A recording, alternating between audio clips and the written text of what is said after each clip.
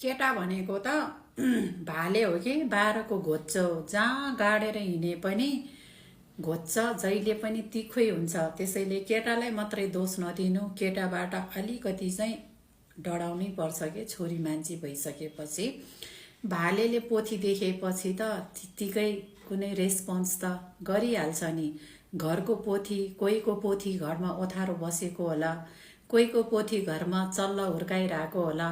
भालेले बाहिरतिर हिँडेको कुखुरा पोथी देखेपछि त त्यो पोथीलाई त आटेक त गर्न खोजिहाल्छ नि। त्यसैले छोरी मान्छे भनेको फुल हो, केटा मान्छे भनेको भमरा हो। भमराले फुल देखेपछि रस चुस्न त पक्कै पनि कोसिस गरिहाल्छ नि।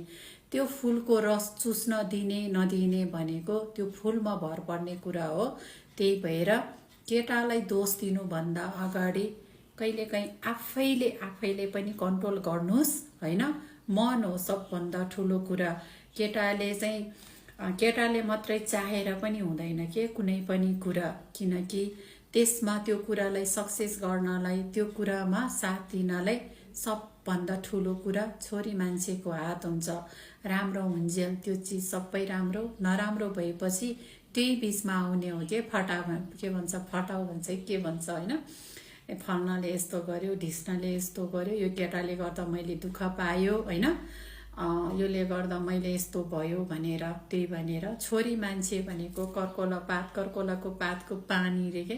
कर्कोलाको पातमा पानी हुन्छ नि, जब आकाशबाट पानी पर्छ कर्कोलाको पातमा पानी जमेको हुन्छ नि, त्यो पानी जस्तै तिल हुन्छ अरे के। त्यो पानीलाई जोगाउने नजोगाउने भनेकै त्यही पातमा भर पर्छ अरे के। छोरी मान्छे भनेको नि त्यही हो। केटा मान्छेले कुनै आफ्नो मतलबको लागि, स्वार्थको लागि त जे पनि भन्ला नि, यस्तो छ हैन। घरमा बुढी हुँदा पनि बुढी छैन भन्ला हैन। घरमा बुढीले माया गर्दा पनि मलाई त घरको बुढीले माया गर्दैन, मतलबै गर्दैन, यस्तो इग्नोर गर्छ के भन्छ के यो जातले त। किनकि केटाको जातले त हामीबाट रस खानु छ नि त हैन। त्यही भएर उले त जे पनि भन्छ। त्यसैले उले भन्यो रे भन्दैमा उसको कुरामा त्यति लट्ठ पनि नहुनु, त्यति विश्वास पनि नगर्नु के। किनकि आफ्नो लाइफ हो नि त।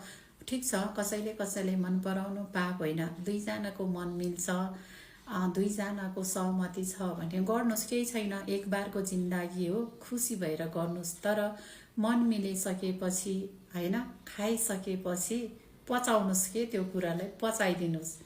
उल्टी नगर्नु के। उल्टी गर्यो भने त सबैले छी दुर गर्छ नि त हैन। छ्या गनायो भन्दा कोहीले के भन्ला। त्यही भएर सबैभन्दा पहिला कुरा केटालाई दोष दिनुभन्दा पहिला आफैलाई माया गर्नुहोस्। म को हो, मेरो स्थान के हो, मेरो जिम्मेवारी के हो, मैले कसलाई के दिनुपर्छ, कसलाई के दिनु हुँदैन भनेर बुझ्नुहोस्। त्यत्तिकै सक्सेस हुन्छ के लाइफ। ल जिन्दगी हो, कसरी चलाउने, कसरी लाने भन्ने कुरा सबै आफूमै भर पर्छ। कसैले गर्दैन, कसैले गरिदिँदैन। त्यसैले केटालाई दोष दिनुभन्दा अगाडि आफैलाई माया गर्नु, आफ्नो सुरक्षा आफै गर्नु, कसैलाई दोष दिनु पर्दैन।